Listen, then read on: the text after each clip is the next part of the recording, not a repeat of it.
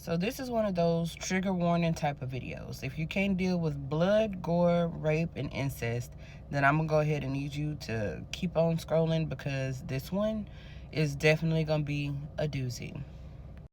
Alright, my name is Sherlock Homegirl. I'm East Texas's very first African American female to own and operate an investigation firm. And I get a lot of people that ask me what inspired me to be a private investigator.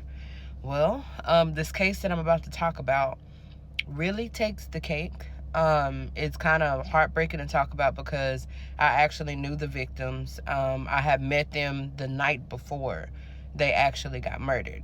And it's how they got murdered and who murdered them that sticks with me. And till this day, they haven't released what happened to them, but I'm going to tell you because I want to bring awareness to their case and also bring awareness to mental health issues if you see it in someone. Okay, so we're going to go back in time till, I think it was like October 2019 in Kilgore. And my Uncle ST, that's what I'm going to call him because I'm not going to say any names. But my Uncle ST was having like a little barbecue at his house. And it was me, his wife, my brother's wife, my sister, and like all of our kids. And honestly, I still have videos from that night.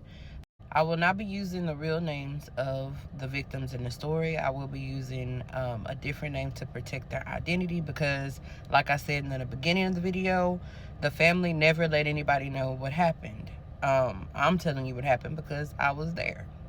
So I actually had came back to the apartment the next morning because my Uncle ST wife, called all of us to tell us what was going on.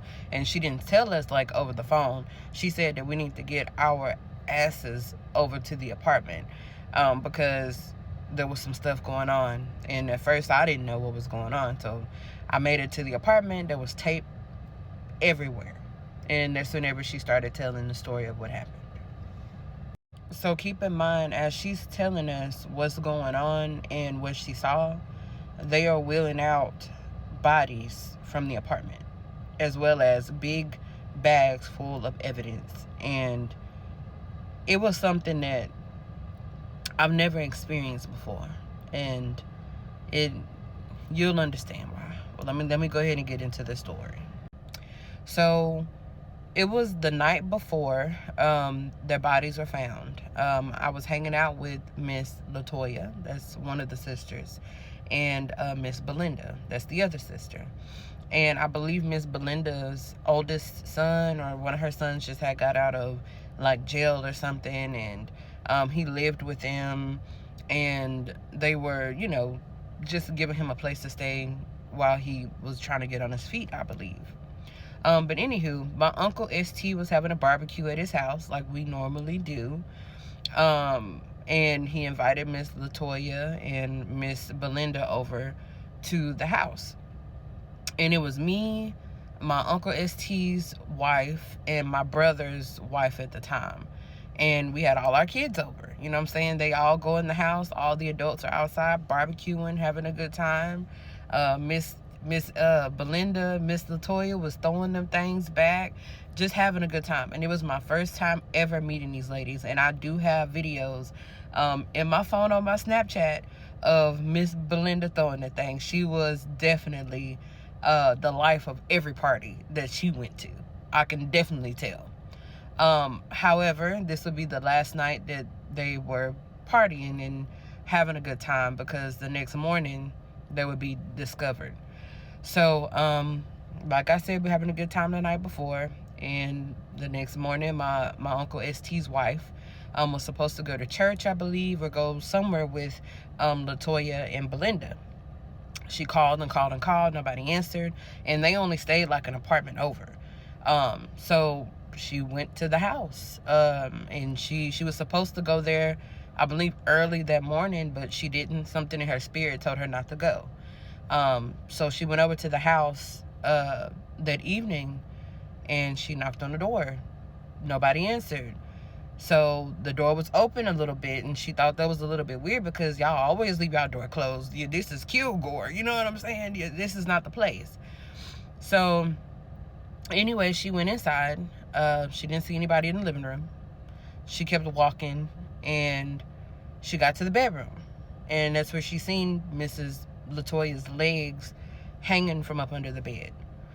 And she said that she thought that maybe she got stuck. She called out her name several times and thought she clearly seen something was wrong. So as my Uncle ST's wife goes to go check on Miss Latoya under the bed, she pulls her legs, and the very bottom half of her body comes out from under the bed, with the top half remaining under the bed. So that really startled her, and she was gonna get ready to run out, but something hit in her mind, like, wait, if Miss Latoya is like this, where the hell is Miss Belinda? So she started opening room doors, because they about 60 something years old. They in their late 60s. And my God, when she opened up the bathroom door, it was bad. It was a lot of blood, she said. Miss Belinda was stabbed. Like, you can literally see so much of her insides. If I'm not mistaken, her head looked like it was damn near chopped off. And it was difficult for her to see that. And then the next thing was like, where's her son at? Is her son okay? Like, what is going on? So she ran out the door screaming and yelling. She screamed and yelled, and she got the attention of my brother's wife, because she stayed in the apartments like right next to my Uncle ST and them. So she got everybody's attention. They called the police, and the police came out and indeed did call it a DOA, homicide, double homicide. And now they were like, what happened, because we were all having a good time the night before. So they don't know what happened. They were looking for the son, which is the nephew of Miss Latoya, but the son of Miss Belinda. And nobody could find him. Nobody knew where he was. And my Uncle ST's wife was like, I was supposed to go over there, last night to bring them something, but something in my spirit told me not to. Something in my spirit told me to go check on them and all this other stuff.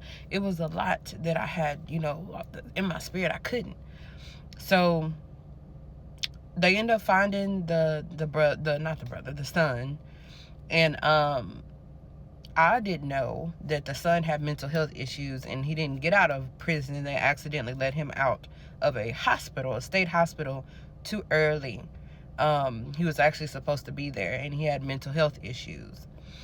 As it turns out, he was the one who unalived his mother and his aunt, and he sexually assaulted both of them. And it's really hard for me to understand, because they were some really cool women.